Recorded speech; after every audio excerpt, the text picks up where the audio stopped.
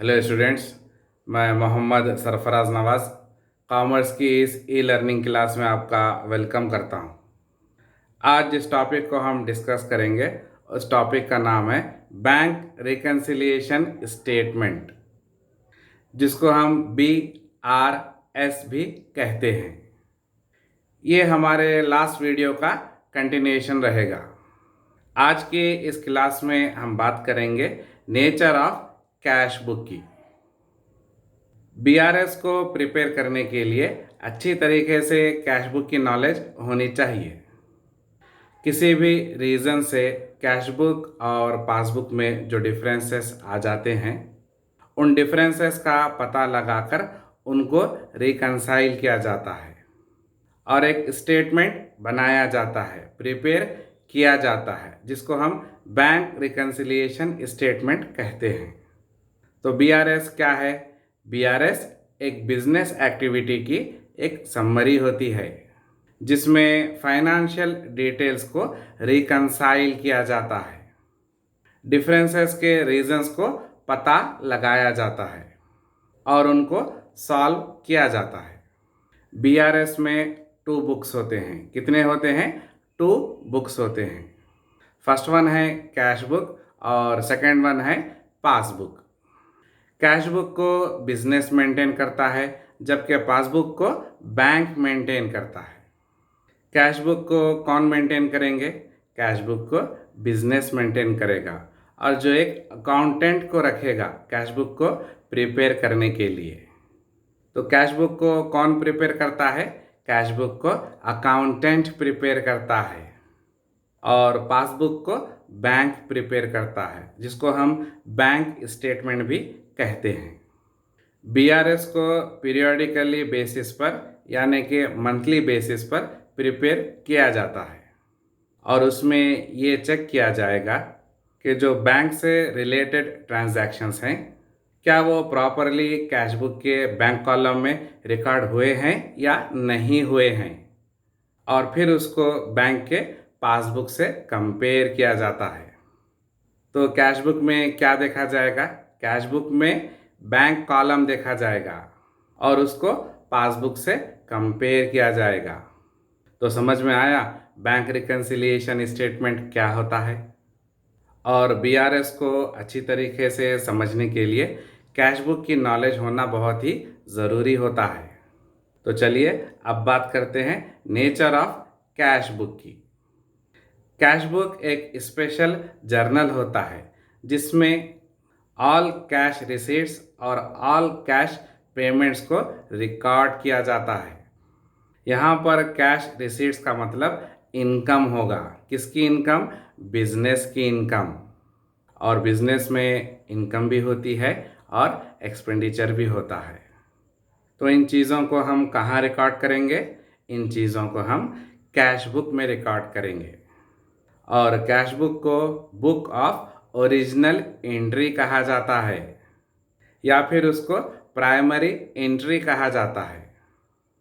उसको इसलिए ऐसा कहा जाता है कि बिजनेस के जो ट्रांजैक्शंस होते हैं उनको पहली मर्तबा इसमें रिकॉर्ड किया जाता है। और अगर कैश बुक को कैश अकाउंट के तौर पर ट्रीट किया जाए तो उसको लीजर के जैसा भी ट्रीट कर सकते हैं। और अब कैश बुक में क्या रहेगा?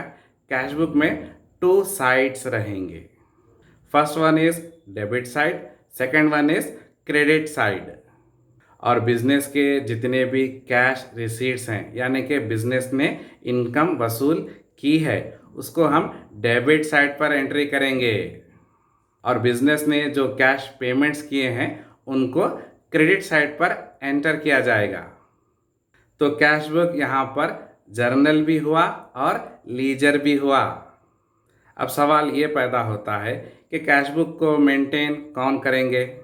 ऑफ कोर्स बिजनेस या फिर ट्रेडर कैश बुक को मेंटेन करते हैं। और कैश बुक को मेंटेन क्यों किया जाता है?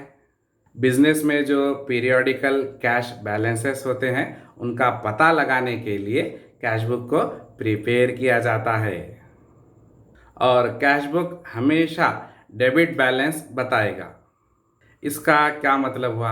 इसका मतलब ये हुआ कि कैश रिसीट्स हमेशा ज़्यादा रहेंगे कैश पेमेंट से। और कैश बुक में कैश कॉलम को देखकर इस बात का अंदाज़ा लगाया जा सकता है कि बिजनेस के पास कितना कैश बैलेंस अवेलेबल है। बिजनेस का कैश बैलेंस चेक करना है तो कैसा चेक करना होगा? कैश बुक के कैश कॉलम को देखना होगा, चेक करना होगा। और बिजनेस उसकी बैंक का कैश बैलेंस मालूम करना चाहता है तो वो किसको देखेगा? वो कैश बुक में बैंक कॉलम को देखेगा। तो समझ में आया कैश बुक क्या होती है? बिजनेस क्या मेंटेन करता है? बिजनेस कैश बुक मेंटेन करता है। क्यों मेंटेन करता है cash book? Business cash book इसलिए मेंटेन करता है ताकि कैश ट्रांजैक्शंस और बैंक के ट्रांजैक्शंस को रिकॉर्ड कर सके। किस में रिकॉर्ड कर सके? कैश बुक में रिकॉर्ड कर सके। तो इसीलिए बिजनेस कैश बुक मेंटेन करेगा। और कैश बुक में क्या होता है? कैश बुक में कैश कॉलम भी होगा और बैंक कॉलम भी होगा। बिजनेस के पास कितना कैश अवेलेबल है ये कैश बुक में कैश कॉलम को देखने से पता चलता है।